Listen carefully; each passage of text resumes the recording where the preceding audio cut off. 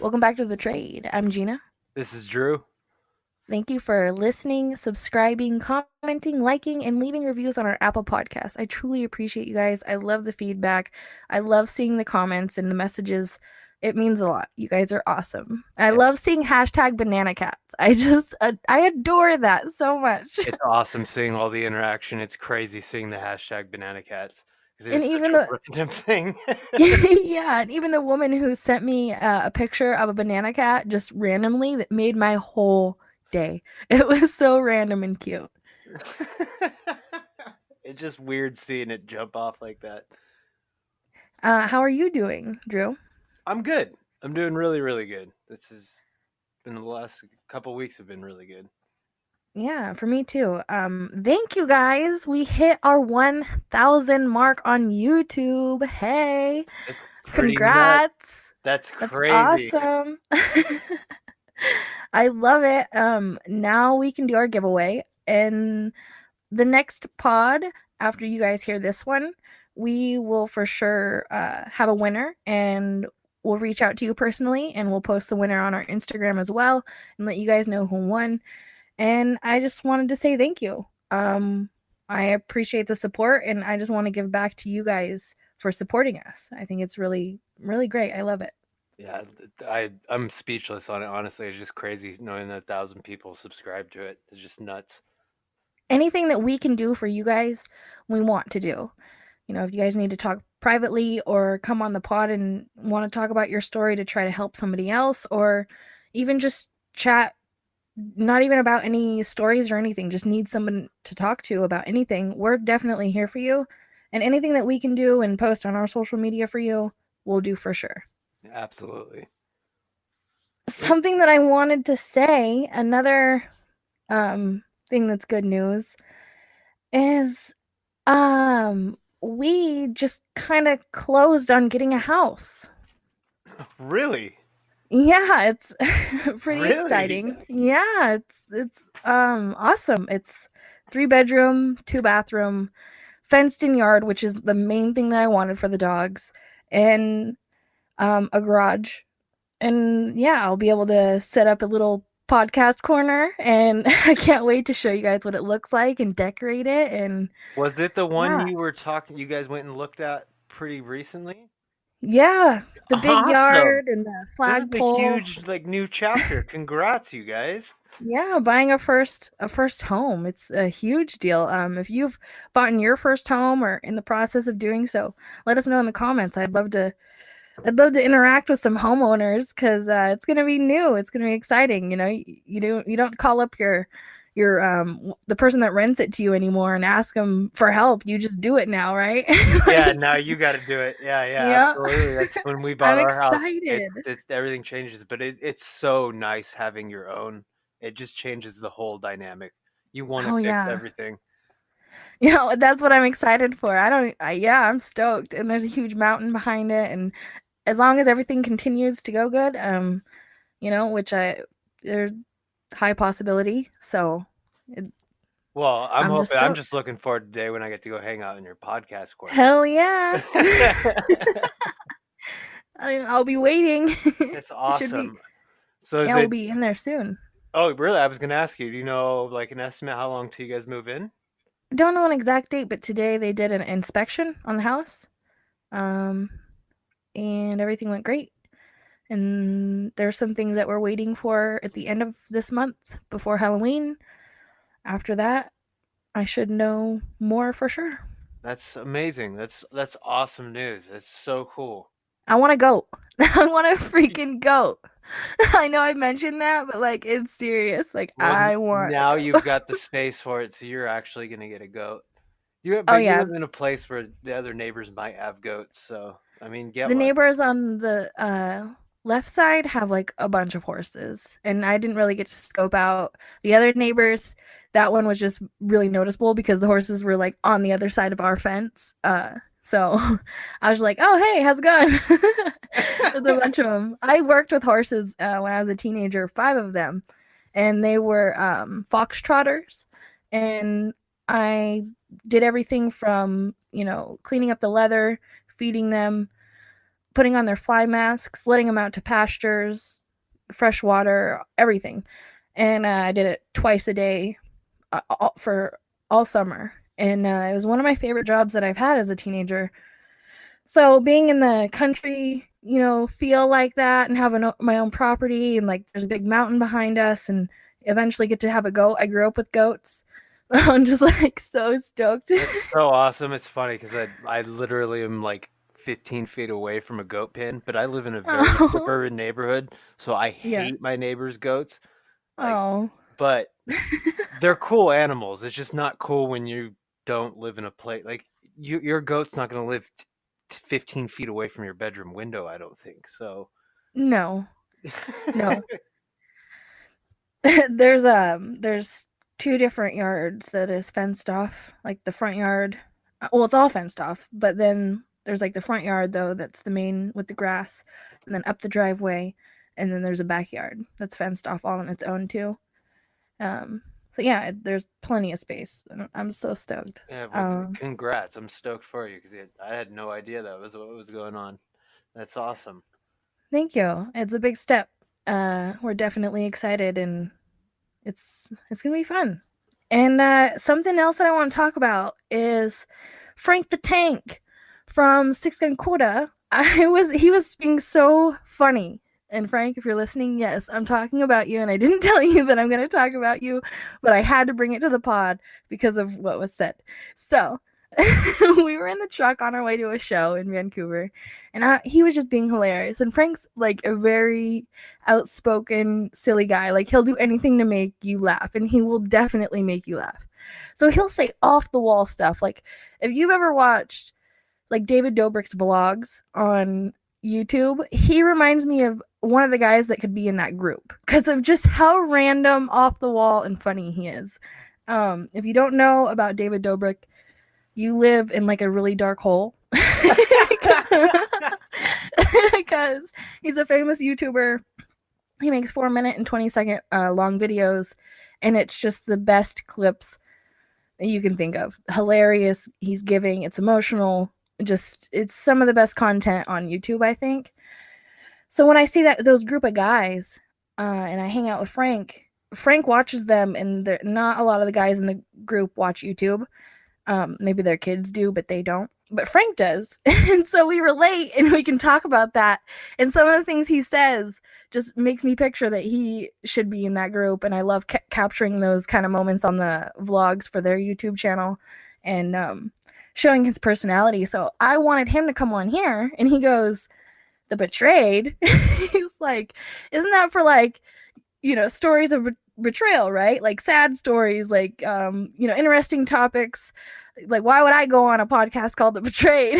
I was just cracking up. I go, "We're a variety podcast. We talk about anything, and you're just super funny. You'd be a good shift in all of the craziness that we talk about." And he just was cracking up, and he didn't want, like, not that he didn't want to, but he didn't buy that I wanted him to, I feel like. I'd love So for him to come on. yeah, and I would too. So comment if you want Frank the Tank to come on the podcast, and if you truly want him to come on, go to his Instagram. It's the Tank, like 36 or something like that. Frank the Tank, and tell him to come on because he definitely should. And I don't think he thought I was serious when I invited him on. We like to joke a lot, and I No, like to. I've got other friends that I've joked about with them, like, "Oh, you got to come on the podcast," and they don't think I'm serious. I'm like, I'm absolutely serious. Like, you should. There's no reason for you to not come over. We already hang out and are having a conversation. We just need to turn There's on the those mic. people that you just are chilling with and vibing with, and you're like, God, this would be so good on the pod. Like you gotta come on. And Well, I mean, that's how these started with our little, we call them our casual cast, because it's just we get on random topics when we're just researching stuff for another episode, and it's like we should record this. And that's, I mean, well, yeah, that's what we brought. always have those Unfortunately, you moments. guys have to listen to that today, but That's what we are humans. We're normal people. We don't just look for horrible things that are going on the planet. We do a lot of No. normal stuff. Yeah. We have a lot of moments where we're like, man, we should be recording this. There's so many of those. Yeah. And I'm glad that we're, starting to capture those moments. But yeah, comment if you think Frank the Tank should come on and be his beefy self. I'm gonna say it right now. I'm like, Frank the Tank, you need to come on. I've never met you, but you need to come on the podcast. So I'm not sure if it, his Instagram is right, but I'll put it in the description. If you guys are serious, go blow up his I Instagram. might go blow up his Instagram. So Frank, if you see Daberal, that's me telling you to come on the Betrayed. He's super funny. It'd be a great pod, I think. And we could also talk about his music too. We could talk about some serious or I almost said serious podcast, some serious topics too. Yeah, absolutely. But yeah, I was going over some stories though that I did want to touch on, because they were insane not to talk about, and I figured, it's a casual pod. We might as well talk about some other random stories of betrayal. This woman was attacked in a church, and she feels betrayed by the police. What happened was the woman who believes she was going to be raped and killed during a vicious assault says she believes police could have caught her attacker if they'd shown up at the right time. The woman is still in shock from the attack, which happened in a lane near Waikola Ave. It's about 10:30 p.m. on a Friday night, October 4th, while she was walking home from a friend's place. A man in a light-colored vehicle tried to hit her with his vehicle while flashing his headlights to obscure her view. He then got out, pushed her into the ground, grabbed her around the throat, and tried to pull her into the vehicle. The woman said police did not visit on the night of the attack, but instead, a 105 call operator advised her to pop into a police station to make a statement the next day. Wow, that Wow. sounds like something like that would have happened in like the 1970s or something, like the response at least. Because I was literally going to ask you, like, what was their response time to her? But you're like, they didn't even come. No, a detective visited her home on October 9th, 5 days after the attack. He said, I might not be physically damaged, but on the inside I am, or she said. I've got to live with this for the rest of my life. The detective told her the operator had given the call the wrong priority. I said, so because a woman gets attacked and survives, it's not a high priority? She later used Facebook to identify the man she believed was responsible for the attack and told police, but was amazed there had still been no arrest. A police spokeswoman said in a statement on Wednesday that police were investigating several lines of inquiry, some of which have been provided by the victim. But she would not comment further, due to this being an active investigation. The woman said the response by police had made the traumatic episode worse. I feel hurt. I feel let down.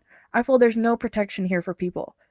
After the attack, she told her husband to call the 105 number for non-urgent police reports because I said I'm not bleeding and I don't think I've got anything broken yet, and I'll assess that later, and I'm not dead.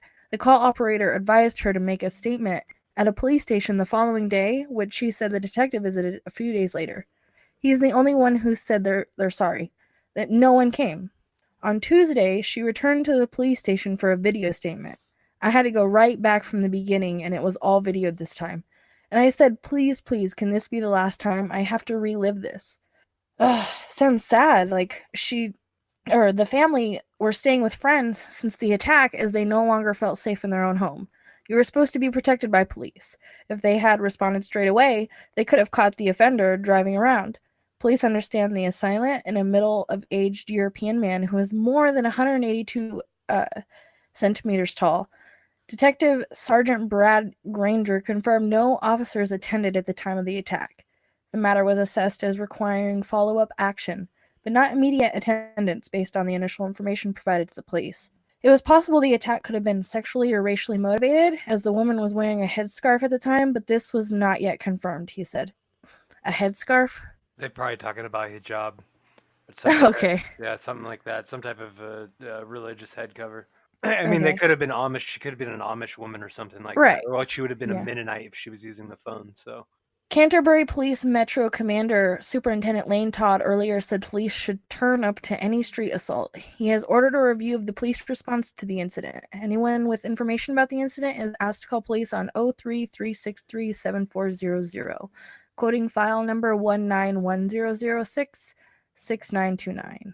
Wow, I can't even imagine being in that woman's shoes. Just being, I mean, she almost is gonna have to move. Yeah, that's deep. I feel her pain. I'd be feeling the same thing. I'd be pissed. It's not cool. It's a very scary situation, and the respawn time, they should have been there. Period. They should have been there for sure. I mean, even if they couldn't have been there to catch the guy, someone should have been there immediately, taken But all they the didn't even say they couldn't be there. They didn't have no excuse other than that it was like low priority, wrongly. wrongly marked as a low priority or something like that. Yeah. That's a So that's like cop. a That's like, excuse the pun, but that's a cop out. Like as fucking a cop out, or that was not heard right. That was the woman's fault who took the operator, call. yeah, operator error. But still, regardless, I mean, And that call's recorded. I'd want that recording. I'd be like, listen. it's probably why they're not allowed to talk about stuff right now. Is because it probably is going to go to that. Wow, what a terrible situation. And Yeah, like that's she deep. said, she's like they're supposed to feel protected. I mean, it's a good argument for the Second Amendment right there. There's another one that I wanted to touch on because it's insane. A female therapist was arrested for having sex with patient and charging him $200 per session. Was there okay? So this wasn't a child that she was doing this, right? So Oh no, that's a totally different story. We could talk about that story but like too. I And did you did a know crime really happen? which one? What are we talking about? Like the one between two adults. Okay, Okay, yes, this one. Let's touch prostitution on is this one. all right.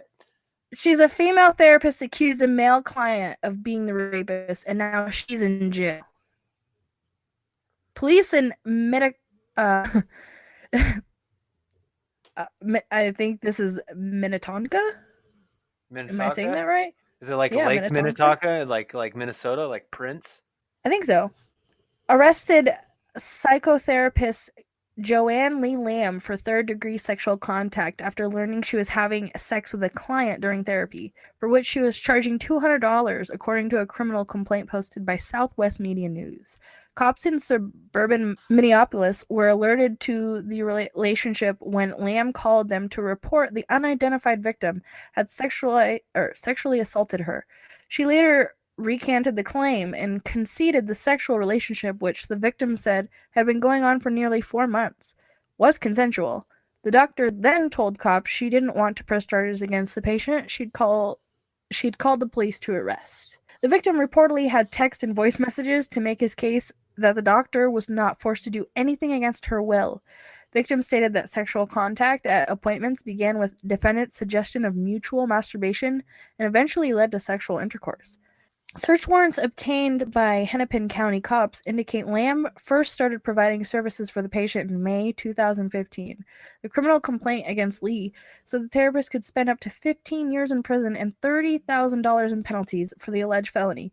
It also alleges the therapy sessions became sexual between New Year's Day and August 5th, 2019. It charges that sexual penetration occurred during the psychotherapy session. The victim was reportedly deemed an vulnerable adult by the state's Department of Health and Human Services. Lamb was held on a $100,000 bond. Okay, so the guy she was getting money from was probably mentally handicapped to some degree. So Yeah. that's pretty wrong. I mean, Yeah. Deeper into that topic, it's definitely wrong. And the one with the woman and the child that has made headline news, that one they were taking very seriously and they still are. But I guess the community and I guess the school students have gotten together and started making signs wanting her to come back and wanting her to be free. so they got like the equivalent of like Stockholm syndrome for like a child pedophile. That's pretty. It's Is so. she? I haven't looked at her. Is she good looking? Because there's always that double standard which nobody ever talks about, Yeah, which is she's complete she's bullshit. pretty. She's pretty. She's a thin, I don't. blonde, I don't. typical average human, You shouldn't be paying people that are going to prey on your children. You should never have to worry about that. I don't care. There's always they're boys. It's different.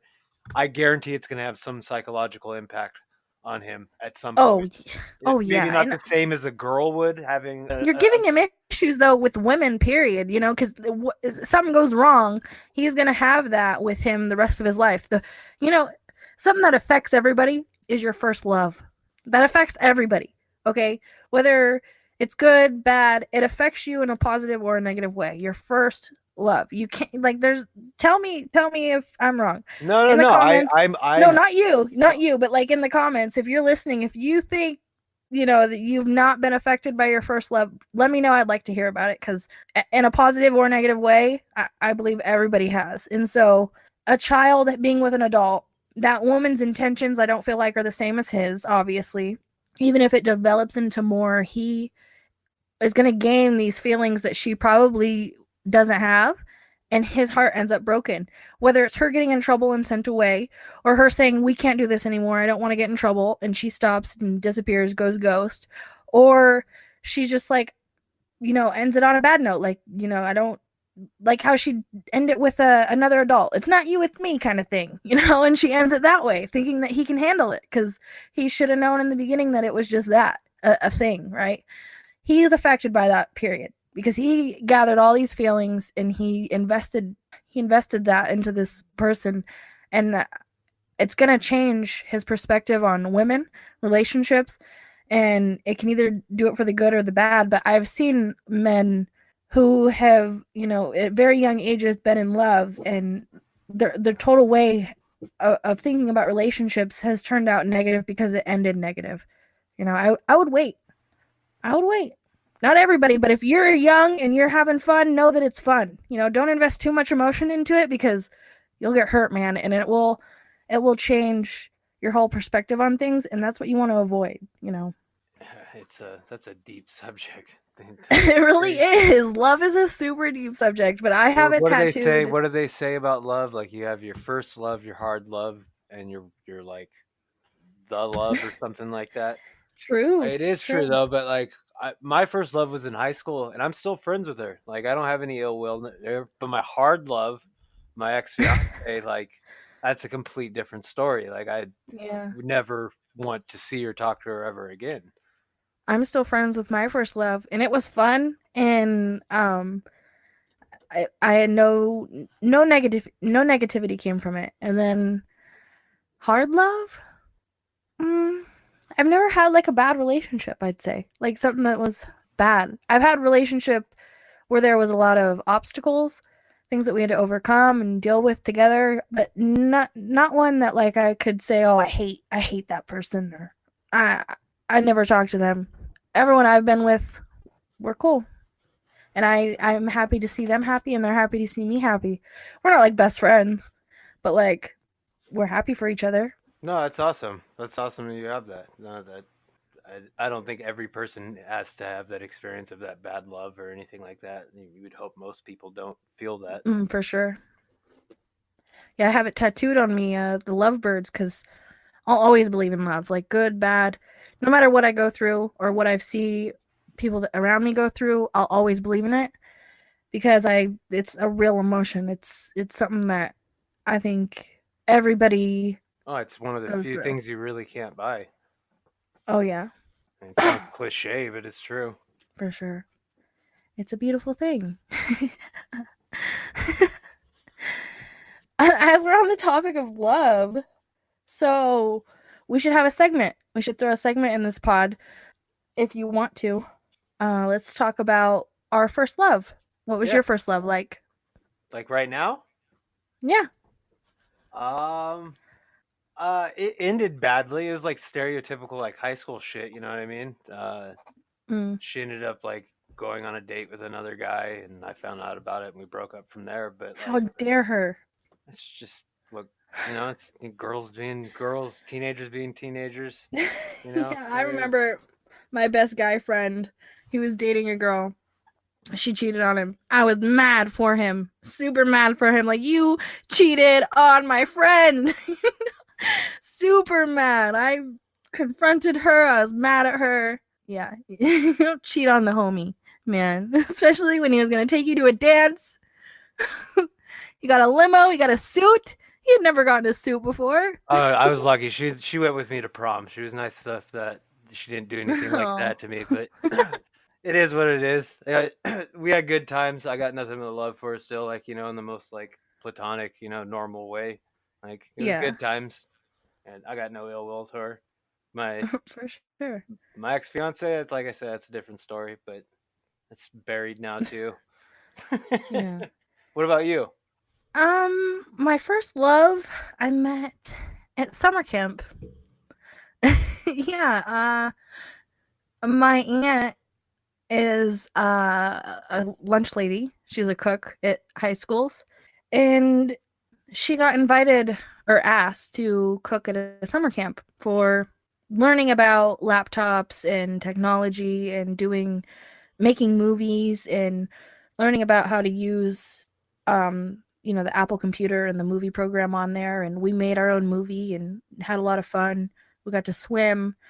It was a cool summer camp. When you first got there, they assign you a laptop, and you have like this little chat so you can chat with everybody in the camp. And it sounds super dorky and nerdy. When I first went, I went to help my aunt. I didn't go to the camp, right? And so there's extra laptops and there's an extra bunk, and they're like, "Hey, do you want to like be a part of the camp? Like this is your age range and you're here anyway and we could use more people."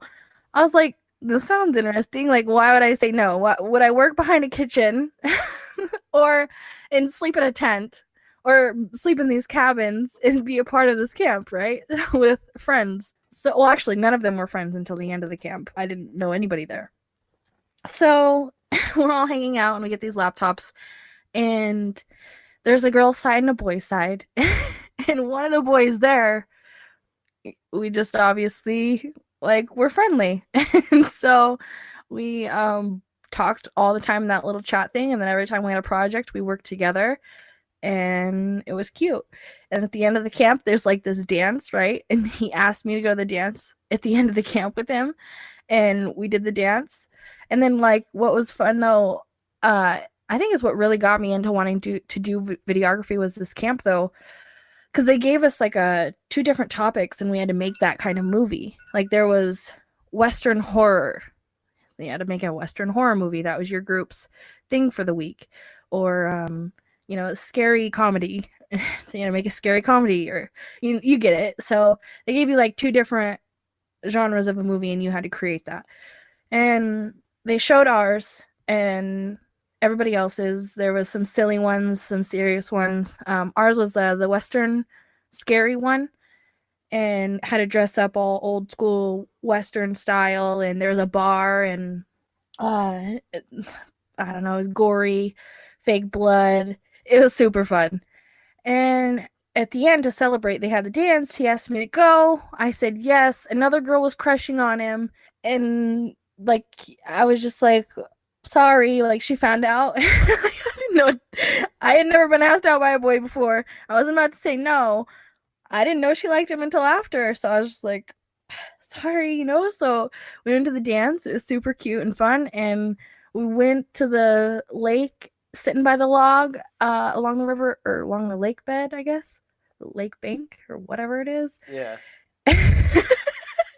And had my first little awkward arm around. Oh, how sweet. See, it's funny. Like, I don't know if it's just is it a girl male thing, like versus like when I think of like my first love, I don't think of like the younger experiences like that. You get what I mean? Like when I Yeah. like because I have like I have like at camp story too. You meet a girl, things like that. But like I don't think I ever like said I love you or anything like that to those people. Yeah, it progressed though. He only lived in Hoquiam. I lived in a different part of I lived in Aberdeen. I think no, I think it was Aberdeen at first, and then we moved to Hoquiam. And yeah, it progressed outside of camp. Like I met his family. We'd hang out at his house. He had a bunny. My first kiss, my first boy that I'd spend forever on the phone with, the first boy that family would make fun of me about. I was like 15, 14 when all of this was like 14 turning 15. And then, yeah, lasted a while. And then he had to move and stuff like that. And so we decided, you know, if you're going to move, what's the point? It was mutual. It wasn't like, oh, sad, crying, but like, it's my first love. And we're still friends. It's, we still communicated and stuff like that. And we've hung out a few times, but don't communicate like that much. But yeah. Yeah. No, that's cool that you have that. That's really awesome. That's really sweet, Yeah. actually. Yeah. Yeah, I've never like went to a camp and just had a camp thing. I've been to like YMCA camp that was really far away, and I met friends and stuff, but there was nothing ever like that again. That was like the one and only time. Yeah, maybe another time I'll tell a story. Like I have one of those like camp type stories, but it's another long drawn out one. I think to have like the betrayed love corner or anything like that. That sounds really wrong. Sounds wild. Like, whoa. Welcome to the betrayed love corner. It sounds so weird. What the hell's going on there? Yeah. The hell are you thinking? There's another story I wanted to touch on. I thought that was crazy. It's a former Lenawee Christian school teacher facing child porn charges. This has happened very recent. Yeah, I saw the news on that. He had quite a bit of porn, didn't he? Like it was like a terabyte or something like that at worth or something. Yeah, he's a former Christian school substitute teacher and a youth sports coach. He's facing federal child pornography charges. I guess according to federal court documents, Matthew Thomas is charged with producing child pornography, possessing material that contains images of child pornography that has been mailed, and receiving child pornography that has been mailed, shipped, or transported. Yuck. So he's So disgusting. court documents allege that Thomas took more than 90 photos of girls ranging in age from 3 years old up to age 14. Many of those photos showed juvenile genitalia. The images were then uploaded online. According to an FBI special agent, the crimes involve multiple girls, some of which are believed to be students and members of Thomas's community. The photos were taken sometime between November 2018 and August 2019. Police say they searched Thomas's home and also informed the school of the investigation. Christian school leaders say they are angry and call the entire situation a betrayal by someone who has gained trust. Yeah, I mean that's a complete betrayal to the children, his faith, his community. I mean that's hopefully he suicides himself when he's locked up because that's just garbage human being. That's deep. We love and care for your children as if they were our own, and it breaks our hearts that someone we all trusted appears to have betrayed us and done something so horrible.